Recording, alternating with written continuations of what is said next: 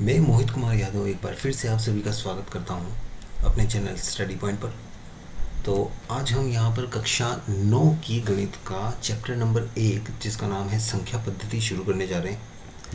संख्या पद्धति में सबसे पहले हमको पता होना चाहिए कि संख्या रेखा क्या होता है। तो पिछली कक्षाओं में, छोटी कक्षाओं में हमने देखा था कि संख्या रेखा एक ऐसी रेखा होती है जिस पे हम संख्याओं को निरूपित करते हैं। जिस प्रकार से आपको यहाँ पर एक रेखा दिख रही है जिसमें ये पॉइंट जो है बीचों बीच पॉइंट होता है जिसको हम ज़ीरो से रिप्रेजेंट करते हैं। यहाँ पर हम रखते हैं ज़ीरो और इसके धनात्मक यानी कि दाएं ओर हम धनात्मक संख्याओं को रखते हैं और बाएं ओर ऋणात्मक संख्याओं को रखा जाता है। बाईं तरफ हम माइनस वाली संख्याओं को और दाईं तरफ प्लस वाली संख्याओं को रखते हैं।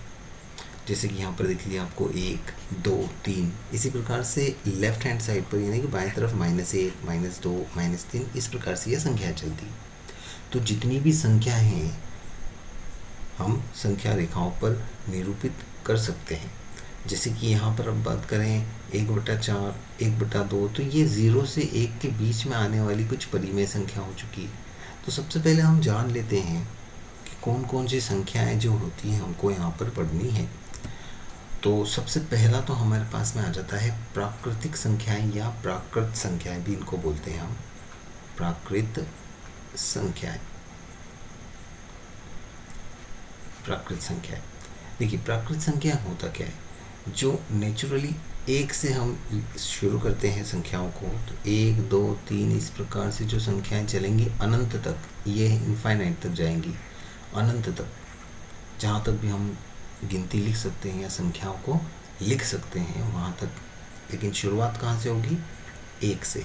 तो ये सभी संख्याएं क्या कहलाएंगी? प्राकृत संख्याएं कहलाएंगी। अब देखिए इसमें एक चीज़ की कमी है। क्या कम है? यहाँ पर 0 नहीं है।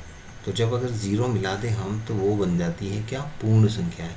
तो 0, 1, 2, 3 इस प्रकार से ये भी कहाँ तक जाएंगी?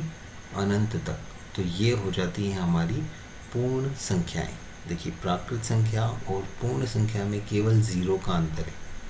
पूर्ण संख्या में 0 जुड़ जाता है, प्राकृत संख्याओं में ये 0 नहीं रहता है।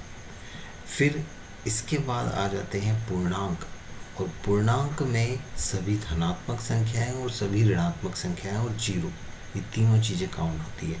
तो हम ऐसा बोल सकते हैं कि माइनस अनंत से लेकर प्लस अनंत तक की सभी संख्याएं, या फिर हम ऐसा बोलें कि सारी धनात्मक संख्याएं व सभी क्या ऋणात्मक संख्याएं तथा 0, इन सभी को हम लेकर चलें तो ये सब काय के अंदर किसके अंतर्गत आ जाते हैं? पूर्णांक के अंतर्गत आ जाते हैं।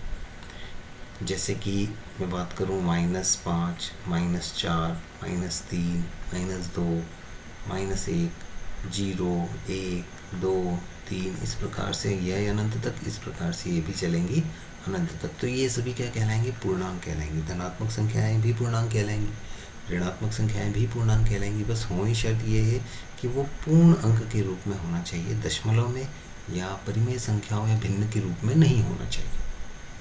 इसके बाद आती है परिमेय संख्याएं। परिमेय संख्याओं की एक परिभाषा है कि जिन संख्याओं को हम P/Q के रूप में लिख सकते हैं, या जिन संख्याओं को P/Q के रूप में लिखा जा सकता है जहाँ Q बराबर नहीं होना चाहिए 0 के, यानी कि बटा में कभी भी 0 नहीं आना चाहिए, पहली कंडीशन। और दूसरी कंडीशन क्या रहेगी? P व Q क्या होने चाहिए? पूर्णांक होने चाहिए, पूर्णांक हो। तो उन सभी संख्याओं को हम परिमेय संख्या कहेंगे, जो P/Q के रूप में, जहाँ P और Q कुछ संख्या होंगी। कौन सी संख्या हो सकती है? वो पूर्णांक हो सकती हैं, चाहे वो धनात्मक हो चाहे ऋणात्मक। और बटे में कभी भी यानी कि Q कभी भी 0 नहीं हो। ये 2 कंडीशन मोस्ट इम्पोर्टेंट परिमेय संख्याओं के लिए हमको याद रखनी होगी। अब बात करते हैं अपरिमेय संख्याओं की। तो जो रूट के अंदर कभी भी भाज्य संख्या आ जाती है, भाज्य संख्या जैसे कि जिनमें किसी और संख्या से भाग नहीं जाता, जैसे कि 5, तो ये सभी क्या कहलाएंगी? अपरिमेय संख्या कहलाएंगी। अपरिमेय संख्याओं को हम और डीपली जब हम आगे पढ़ेंगे तो आगे के चैप्टर्स में कवर करेंगे। तो चलिए आगे शुरू करते हैं इसको। प्रश्नावली 1.1 का पहला सवाल हमारे सामने यहाँ पर है कि क्या 0 एक परिमेय संख्या है।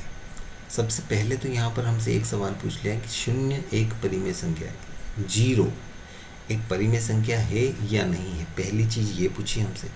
तो परिमेय संख्या यानी कि p/q के फॉर्म में लिखी जाने वाली संख्या को परिमेय संख्या कहते हैं। ये तो पहली चीज़ हुई।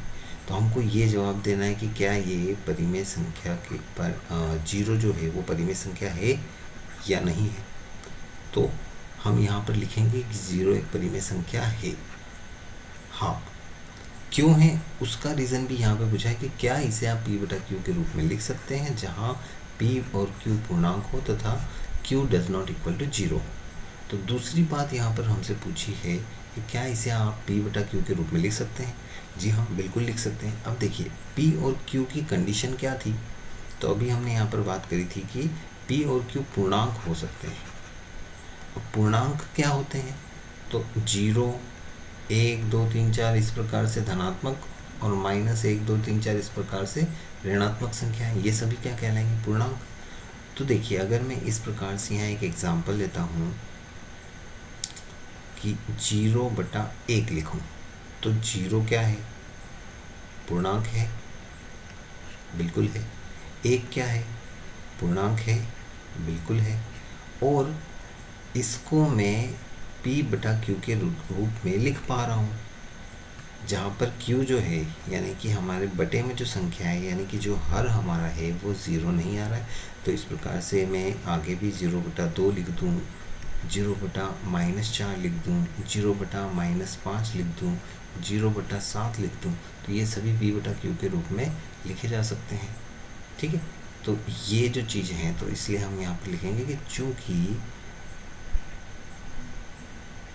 0/1 परिमेय संख्या के या की परिभाषा को संतुष्ट करता है,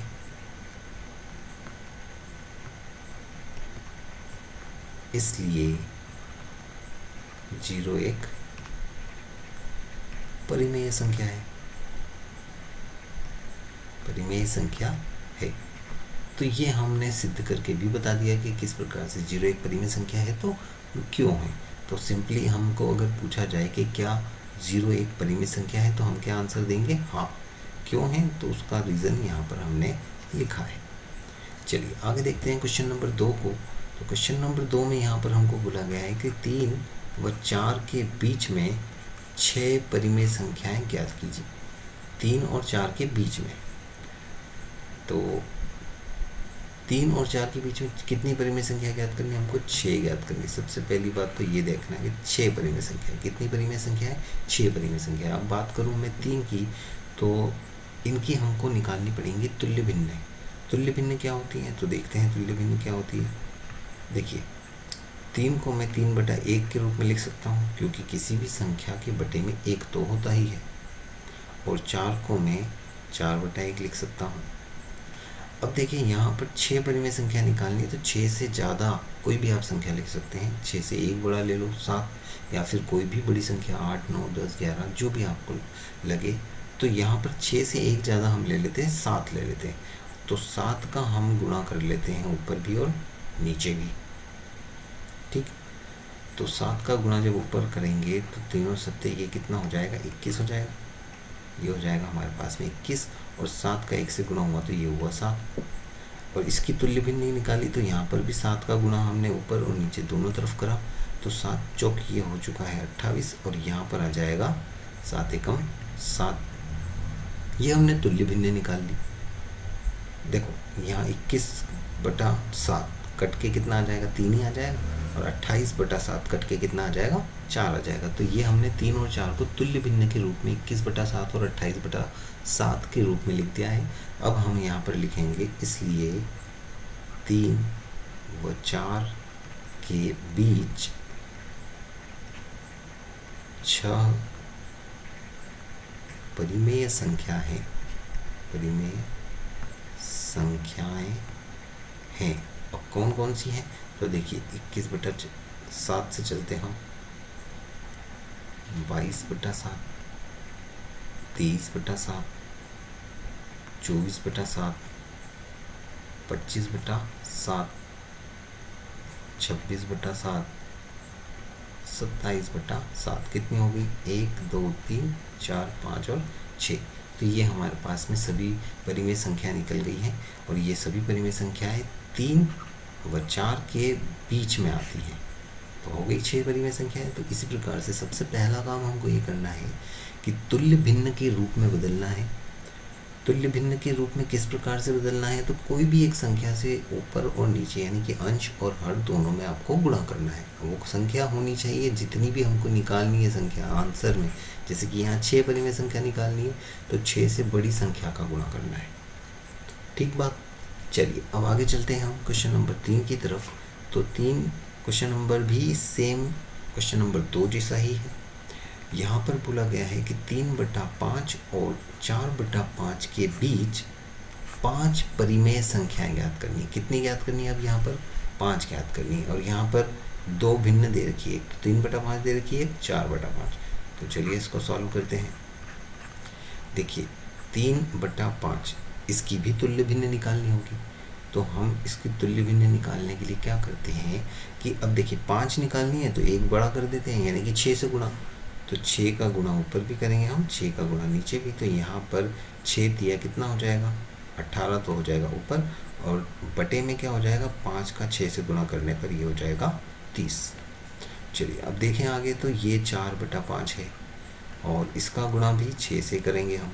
तो देखिए 6 का 4 से गुणा करा तो ये हो गया 24, और 5 का 6 से गुणा ये हो गया 30। तो ये सरल ये जो तुल्य भिन्न है हमको प्राप्त हो गई 18/30। ये यहाँ पर 18 है, 18/30, और यहाँ पर 24/30। अब इनके बीच में 5 परिमेय संख्या लिखनी है तो लिख देते हैं। इसलिए 3/5 व 4/5 के बीच 5 परिमेय संख्याएं, 5 परिमेय संख्याएं होंगी। और वो क्या होंगी? तो देखिए 18 से एक आगे ले लेते हैं, तो अगली क्या होगी? 19/30। फिर आगे चलें तो 20/30। फिर आगे चलें 21/30। फिर आगे 22/30, और एक और आगे जाते हैं तो 23/30। ये हमारे पास में 1 2 3 4 और 5 परिमेय संख्या हमने बता दी, जो कि 3/5 और 4/5 के बीच की है। तो ये हमारे पास में इस प्रकार से आप निकाल सकते हैं। बस ध्यान आपको ये रखना है कि जब 5 परिमेय संख्या पूछी है तो उससे एक बड़ी संख्या का गुणा करके तुल्य भिन्न निकाल लेनी है। 7 का गुणा करके भी आप निकाल सकते हैं, और सिंपल चाहें तो 10 का गुणा कर लें। 10 का गुणा कर लेंगे तो और इजी हो जाएगा। सिंपल से ये 3/5 और 30/50 बन जाएगा, यहाँ पर 40/50 बन जाएगा, वो आप लिख लें। चलिए अब क्वेश्चन नंबर 4 देखते हैं। नीचे दिए गए कथन सत्य है या असत्य, ये पता करना है हमको कि ये जो कथन है यह सही है या गलत है। आगे ये भी बताया गया है कि कारण के साथ अपना उत्तर भी दीजिए, मतलब कि कारण भी बताना है कि अगर कोई कथन सत्य है तो वो क्यों है, कोई कथन असत्य है तो वो क्यों है। तो सबसे पहले हम बात करते हैं कथन नंबर 1 की। प्रत्येक प्राकृत संख्या एक पूर्ण संख्या होती है, ये हमको पता करना है।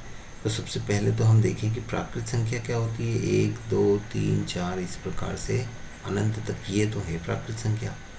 और बात करते हैं पूर्ण संख्या की, तो 0 से 1 2 3 और ये अनंत तक, ये तो कौन सी संख्याएं होती हैं? प्राकृत संख्या है, जो कि हम पहले बात कर चुके हैं। ये कौन सी होती है? पूर्ण संख्या है। अब देखिए सारी प्राकृत संख्याएं पूर्ण संख्या हैं क्या? तो देखिए अगर मैं बात करूं पूर्ण संख्या की, पूर्ण संख्याओं में सारी की सारी प्राकृत संख्या आ रही है। देखो यहाँ पर 1 से लेकर अनंत तक। इस 1 को मैं पूर्ण संख्या बोल सकता हूँ, हाँ, क्योंकि यहाँ पे भी है। 2 को पूर्ण संख्या बोल सकता हूँ, बिल्कुल, क्योंकि यहाँ पर भी है। 3 को बोल सकता हूँ, बिल्कुल, क्योंकि यहाँ भी आएगा 3। इसी प्रकार से आगे। तो ये कथन क्या हो जाएगा, ये कथन हमारा क्या हो जाएगा, सत्य हो जाएगा, जिसका कारण हमारे पास में ये रहा यहाँ पर। ठीक बात। तो इस प्रकार से हम इसका जवाब देंगे कि ये जो है सारी प्राकृत संख्या पूर्ण संख्या क्यों है। चलिए अब कथन नंबर 2 देखते हैं हम। तो कथन नंबर 2 हमारे पास में है कि प्रत्येक पूर्णांक क्या होता है, जो माइनस वाली संख्या है, 0 है, और प्लस वाली संख्या है, ये भी अनंत तक और ये माइनस अनंत तक। एक पूर्ण संख्या होती है। क्या सभी प्रत्येक यानी कि सभी पूर्णांक ये सारे पूर्ण संख्या हैं? बिल्कुल नहीं हो सकती, क्योंकि पूर्ण संख्या तो केवल यहाँ से लेकर इस तरफ, ये जो है, ये बॉक्स मैंने बनाया जो है, ये हम कह सकते हैं कि पूर्ण संख्या है। लेकिन क्या -1 को मैं पूर्ण संख्या बोल सकता हूँ? नहीं बोल सकते, क्योंकि पूर्ण संख्या के अंतर्गत तो आते ही नहीं है। -1, -2, -3, माइनस वाली जितनी भी संख्या है वो पूर्ण संख्या के अंतर्गत नहीं आती है। इसलिए ये कथन क्या हो जाएगा, ये कथन हो जाएगा असत्य। अब लास्ट वाला कथन नंबर 3 देखते हैं। तो कथन नंबर 3 है कि प्रत्येक परिमेय संख्या यानी कि P/Q के फॉर्म वाली संख्या है। 1/2, 2/5, इस प्रकार की जो भी संख्या है वो एक पूर्ण संख्या होती है। ये हमसे पूछा गया है कि प्रत्येक परिमेय संख्या पूर्ण संख्या होती है क्या। अब देखिए, ये है हमारे पास में परिमेय संख्या और ये है हमारे पास में पूर्ण संख्या, 0 से लेकर 1, 2, 3 और ये अनंत तक। ये सभी परिमेय संख्या है। तो देखिए, अब एक एग्जाम्पल हम यहाँ पे लेते हैं -2/2 और एक एग्जाम्पल लेते हैं 2/2। देखिए, ये परिमेय संख्या है, बिल्कुल है, ये परिमेय संख्या है, बिल्कुल है। अब इसको जब हम कट करके सॉल्व करते हैं तो ये क्या बन जाता है, -1, और इसको भी कट करके सॉल्व करेंगे तो ये क्या बन जाएगा, प्लस का 1। ये तो पूर्ण संख्या है, बिल्कुल, देखिए यहाँ पर। लेकिन क्या ये पूर्ण संख्या है? नहीं है। इसलिए हम कहेंगे कि ये कथन भी क्या रहेगा, ये कथन भी असत्य रहेगा। सारी की सारी परिमेय संख्याएं पूर्ण संख्या के अंतर्गत नहीं आ सकती हैं। केवल धनात्मक परिमेय संख्या ही पूर्ण संख्याओं के अंतर्गत आ सकती है। तो इस प्रकार से ये क्वेश्चन नंबर 4 सॉल्व करेंगे हम, और ये हमारे पास में एक्सरसाइज 1.1 आज कंप्लीट हो जाती है। आज के लिए इतना ही। सेशन अगर आपको अच्छा लगा हो तो इस सेशन को लाइक ज़रूर करें, चैनल को आप सब्सक्राइब कर दें ताकि आने वाले वीडियोस की नोटिफिकेशन आपको मिलती रहे। और ये कुछ मेरे सोशल मीडिया हैंडल्स हैं, आप मुझे यहाँ पर फॉलो कर सकते हैं इंस्टाग्राम और फेसबुक पे। तो आज के लिए इतना ही। Thank you.